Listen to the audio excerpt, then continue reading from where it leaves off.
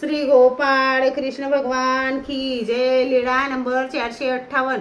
मैराळाच्या देवळातील पडवीत विश्रांती। सर्वज्ञ मैराळाच्या देवळातील पडवीत डावीकडे बसले होते। चादरीचा आड पडदा बांधला होता। तेव्हा गौराईसा पूजेसाठी सोडे पाणी घ्यायला गेली होती। एका मताने पिंपळाच्या झाडाला पाणी शिंपडण्यासाठी गेली होती। तेव्हा चादरीचा आड पडदा पाहिला। मग तिने म्हटले, सर्वज्ञांच्या चादरीसारखी चादर दिसते, कदाचित सर्वज्ञच आले असतील असे म्हणून समोर आली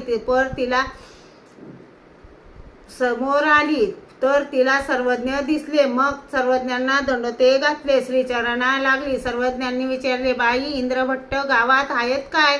नाही जी, गावात नाहीत। सर्वज्ञांनी विचारले, तर हे सोडे पाणी कोणासाठी? जी, काकोच्या देवासाठी। तर तशीच ती मुक्कामाच्या ठिकाणी आली। नंतर राबाईसा उमाईसा सर्वज्ञांच्या दर्शनाला आल्या।